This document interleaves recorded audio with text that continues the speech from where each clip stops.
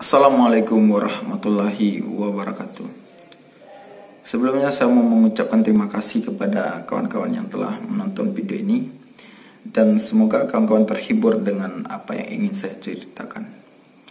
Baik, pada kesempatan kali ini saya mau bercerita tentang salah satu ulama besar di Indonesia, yaitu Profesor Dr.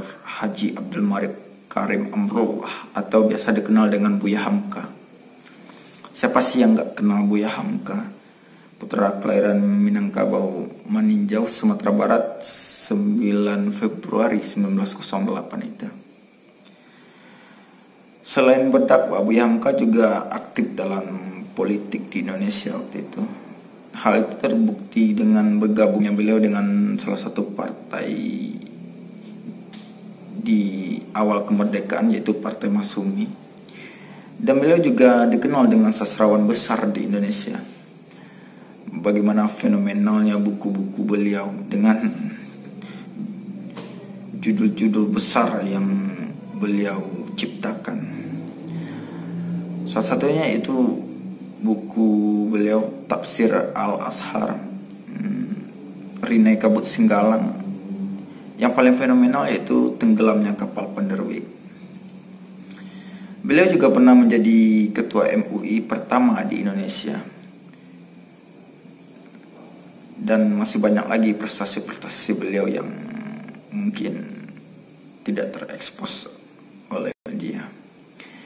Baik, pada kesempatan kali ini saya mau bercerita tentang bagaimana berjiwa besarnya Buya Hamka, atau bagaimana lapangnya dada beliau setelah perseteruan yang sangat panjang dengan presiden pertama di Indonesia, yaitu Presiden Soekarno.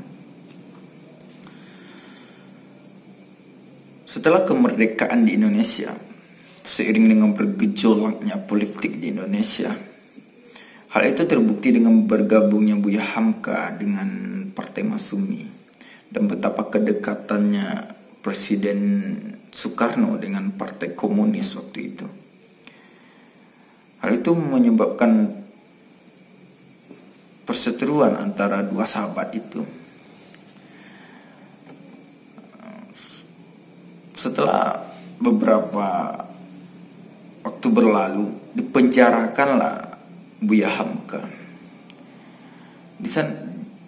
Di dalam penjara Buya Hamka menceritakan bagaimana sakit dan bagaimana beratnya proses yang beliau jalani. Hal itu dituliskan beliau di dalam buku Tasawuf Modernnya. Bagaimana panjangnya atau bagaimana teririsnya hati beliau saat penyidik mengatakan kepada beliau bahwa beliau adalah pengkhianat negara yang ingin menjual Indonesia kepada Malaysia. Hal itu dituliskan beliau dalam buku Tasawuf Modernnya. Setelah beberapa dekade waktu berlalu, dibebaskanlah Buya Hamka. Dan disusul dengan tergulingnya masa pemerintahan Soekarno, digantikan dengan Presiden Soeharto waktu itu. Di akhir hayat Soekarno, di akhir sebelum meninggalnya Soekarno berpesan kepada orang-orang terdekatnya. Bagaimana pesan beliau? Jika saya meninggal nanti, tolong yang menyalatkan jenazah saya Buya Hamka. Bagaimana terkejutnya orang-orang terdekat Soekarno waktu itu ketika Soekarno mengucapkan, jika saya meninggal nanti, tolong yang menyalatkan jenazah saya Buya Hamka.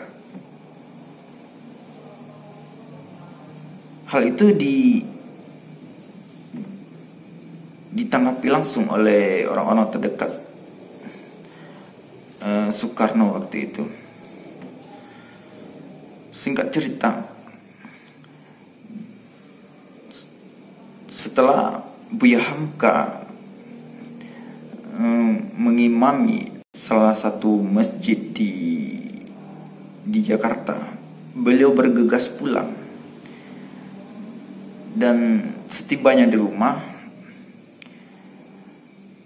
betapa terkejutnya beliau telah ditunggu oleh dua tamu yang tidak beliau kenal. Dua tamu itu yaitu Kafrawi dan Maijen Suryo. Kalau nggak salah waktu itu Kafrawi menjabat sebagai Sekretaris Jenderal Departemen Agama, dan Mayor Jenderal Maijen Suryo sebagai ajudan Soeharto waktu itu. Dan setelah mendekat, disodorkanlah sebuah surat kecil kepada Buya Hamka, yang notabene-nya memang surat tadi pesan terakhir yang Soekarno ingin sampaikan kepada Buya Hamka. Dibacalah dengan Buya Hamka, ketika saya meninggal nanti, tolong yang menyalatkan jenazah saya Buya Hamka. Tidak pikir panjang, setelah membaca isi surat tadi, bersiap-siaplah Buya Hamka menuju rumah duka dan menyalatkan dan mendoakan Presiden Soekarno yang telah sampai ajalnya waktu itu.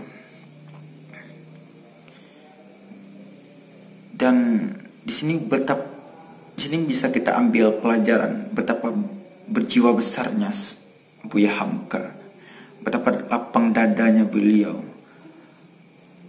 yang jelas-jelas orang yang telah memenjarakan beliau, orang yang telah membuat beliau tersiksa di penjara,